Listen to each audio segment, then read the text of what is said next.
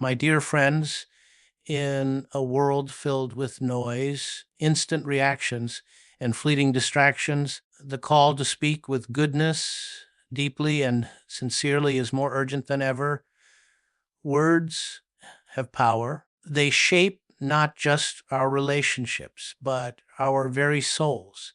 To speak with good, deeply, is not simply to speak kindly. It is to speak from a place of wisdom, from integrity, from a heart aligned with truth and compassion. Too often, we rush through conversations, listening to reply instead of listening to understand. Yet, when we pause and center our words in what is good, we begin to reflect something greater than ourselves. We begin to reflect grace. So today, let me share with you 5 ways to talk with good, deeply, and intentionally in our homes, in our communities, and in the quiet chambers of our hearts. In a time when immediacy is praised and instant reactions are the norm, the practice of stillness before speaking can feel countercultural. Yet, it is in stillness that we find clarity, not only about what we wish to say, but why we are saying it. Speaking from stillness requires a willingness to wait, even for a few seconds, before giving voice to our thoughts. This pause is not weakness, it is wisdom. It invites discernment.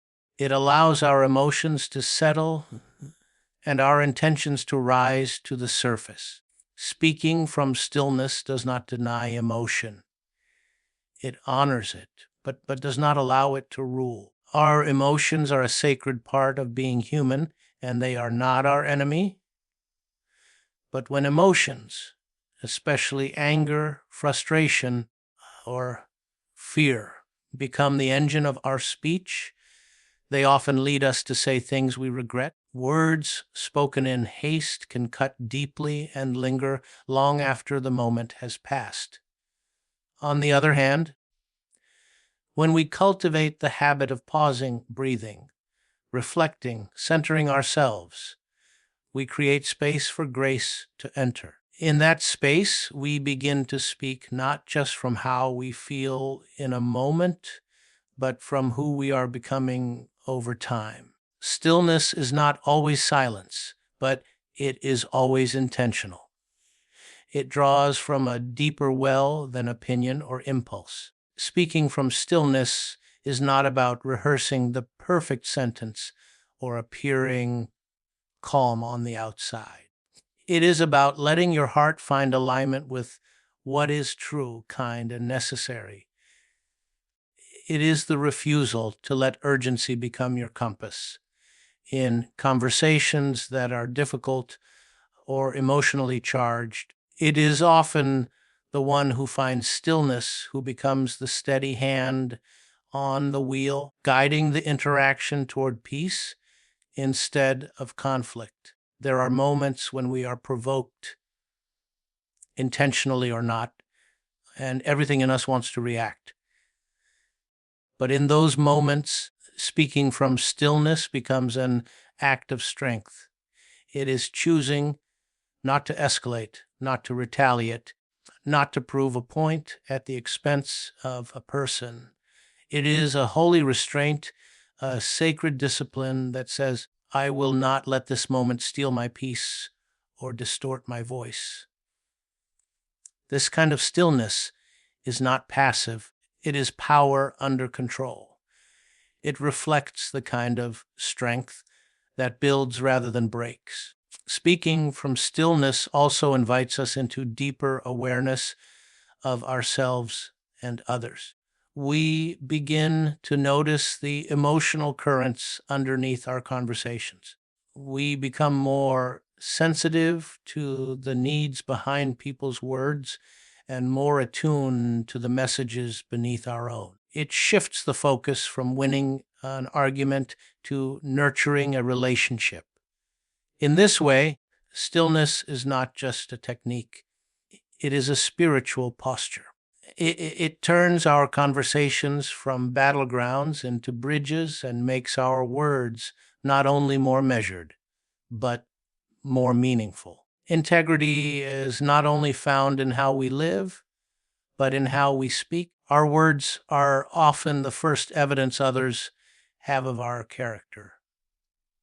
When we speak with integrity, we speak in a way that is honest, consistent, and aligned with our deepest values. We do not bend the truth for convenience, nor do we use language to manipulate or impress. Integrity in speech means that who we are in private and who we are in public match. It means our words are trustworthy, not just because they are accurate, but because they are spoken from a place of moral coherence. In a world full of half-truths, exaggerations, and performative dialogue, it takes courage to speak plainly and sincerely. To speak with integrity is to refuse the shortcuts of flattery or flippancy. It is to avoid saying only what others want to hear and instead say what they need to hear with gentleness and care. Speaking with integrity doesn't mean being harsh or blunt. It means being clear and kind. It's the quiet strength of someone whose words don't shift with the crowd, who doesn't speak differently depending on who is listening. Integrity in our words also means taking responsibility for them. When we misspeak, when we cause harm, when we fall short, a person of integrity does not hide behind silence or excuse. They acknowledge, they apologize, and they repair. There is great moral weight in being someone whose word can be trusted, even when it costs something. This doesn't mean we always get everything right. It means we are always willing to be accountable. Our words should never be used as weapons to defend pride or position, but as instruments of truth and reconciliation. When we speak with integrity, we become safe places for others. People learn they don't have to second guess our meaning or doubt our intentions. Our yes means yes. Our no means no. This kind of speech is rare, and that rarity gives it power. It grounds relationships in trust and enables difficult conversations to happen without fear. Whether we are speaking to children, co-workers, friends, or strangers, our words should always reflect a commitment to what is honest, fair, and just. Moreover, the integrity of our speech is not measured only by the words we say, but by the silence we choose. There are times when the right thing to say is nothing at all, when gossip tempts us, or when we're invited to speak ill of someone not present. Choosing silence in such moments is also an act of integrity. It preserves the dignity of others and keeps our own hearts clean. Every time we speak, we are either reinforcing the kind of person we claim to be or revealing a gap between our values and our voice. Let your speech confirm the truth of your life. True listening is more than a social courtesy. It is an act of love. When we listen with full attention, we affirm the worth of the person speaking. We say, without words, you matter. Your voice is important to me. In a culture that rewards speaking quickly and constantly, listening has become a rare and radical choice. It requires patience, humility, and an open heart. To listen well is to surrender our need to control the conversation and instead receive the person in front of us as they are, not just as we wish them to be. There is a kind of listening that is merely waiting to respond. It nods and smiles, but beneath the surface, it is preparing a reply. a defense, or a redirection. That is not love, it is strategy. Listening as love, by contrast, is quiet on the inside as well as the outside. It does not rush to fix, to argue, or to one up. It allows space for others to fully express themselves, even when their words are messy, slow, or hard to hear. It is a discipline of presence, a willingness to be with someone, not just hear their words. When we practice loving listening, we begin to hear not only what someone says, but what they mean. We listen for the emotions beneath the facts, the questions behind the statements, the fear hidden inside the anger. We begin to recognize the humanity in each voice. This kind of listening changes conversations. It disarms conflict, soothes anxiety, and brings healing where there has been misunderstanding or silence. It reminds the other person they are not alone. And that reminder, spoken without a word, is often more powerful than any advice. Listening in love also helps us understand ourselves more clearly. As we pay attention to others without judgment, we learn to do the same inwardly. We become more patient with our own contradictions, more accepting of our unfinished parts. And from that place of grace, we are better able to extend grace outward. Listening becomes not just something we do for others, but something that transforms us from within. We become more grounded, more empathetic, and more attuned to the quiet needs that so often go unnoticed. To listen lovingly is to imitate the way we ourselves long to be heard, fully, generously, and without interruption.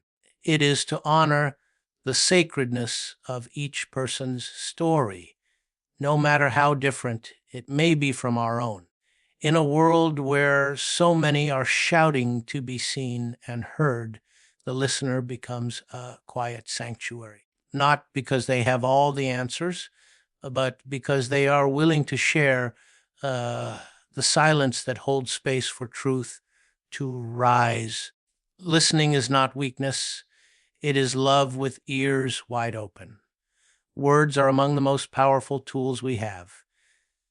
With them, we can shape minds, move hearts, and heal wounds, or we can cause harm that lingers long after the moment has passed. To use our words to build means choosing language that uplifts rather than diminishes, that restores rather than divides. It means recognizing that every time we speak, we are laying down bricks, either building bridges between people or erecting walls that keep them apart.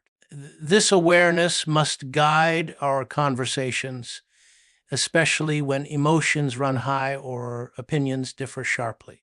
To build with our words is not to avoid hard truths or sugarcoat reality. Building does not mean pretending everything is fine when it is not. It means telling the truth in a way that protects dignity. It is the difference between correction and condemnation, between challenge and shame. Words that build are honest, but not cruel. They are firm when necessary, but always respectful. They name problems without naming people as problems. This kind of speech is rooted in both courage and compassion. It is truth spoken in love. There are moments when silence is complicit and speaking up is necessary. In such times, to build with our words may mean confronting injustice, advocating for the vulnerable, or refusing to remain neutral in the face of harm. But even then, our tone, our choice of words, and our posture must reflect a desire to heal what is broken, not to punish or destroy. It takes great maturity to speak with both strength and grace. but that is the work of someone who wishes to build not just arguments, but communities, not just awareness, but understanding. Sometimes we underestimate the weight of small words spoken at the right moment. Sincere, I'm proud of you. A simple, you're not alone, or a quiet, thank you, can do more to lift a weary soul than we imagine. To build with words does not always require eloquence. It requires presence and intention. The way we speak to children, the way we talk to those we disagree with, the way we speak about others when they're not present, all of it forms the architecture of the world around us. Every word is a brick. What are we building? When we use words to build, we create space where others feel safe, seen, and valued. We help people believe in their worth again. We remind them that they are not defined by failure, that hope is still possible, and that kindness still matters. Even a quiet voice, when used with love, can become a shelter for someone else. Our words don't have to be many, but they must be meaningful. Let us use them not to tear down what is fragile, but to strengthen what is sacred in one another. Every person we speak with carries within them a divine imprint, a dignity that cannot be earned or erased. This means that every conversation, no matter how ordinary it seems, is an encounter with something sacred. Whether we're speaking with a friend, a stranger, a coworker, or someone who has wronged us, we are never merely exchanging information. We are engaging with a soul. To remember the sacred in every conversation is to approach dialogue with reverence, aware that we are standing on holy ground, even in the most casual of moments. It is easy to treat conversations as transactions, opportunities to persuade, defend, correct, or convince. But when we slow down and remember that there is a sacredness in the person before us, our posture shifts. We begin to speak not just to someone, but with someone. We become more patient, more attentive, more careful with our tone and timing. We become less focused on being right and more concerned with being real. This reverence transforms the way we listen and the way we respond, creating space for grace to move between us. This perspective is especially important when tensions rise or when we are in disagreement. It is tempting in those moments to see the other person as an obstacle or opponent. But if we can remind ourselves that even conflict holds sacred potential, that even hard conversations are opportunities for healing and growth, we can speak with more humility and restraint. We do not have to compromise truth, but we must not compromise love. The sacred is not destroyed by disagreement. It is revealed by how we choose to move through it. There are no small conversations when we carry this awareness. A kind word to a stranger, a few minutes spent listening without distraction, a thoughtful response when impatience would be easier. All of these become quiet acts of reverence. We begin to see that our words have the power to make people feel either diminished or dignified. And when we choose the latter, we become vessels of something far greater than ourselves. Our language becomes less about performance and more about presence.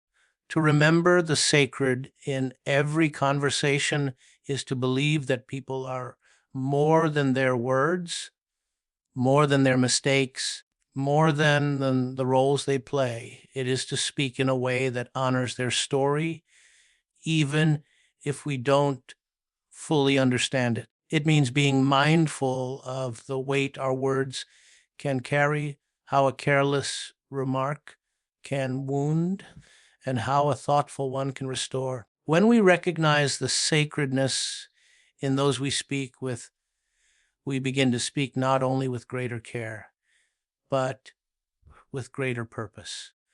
Every word becomes an offering. Every sentence becomes a chance to bless.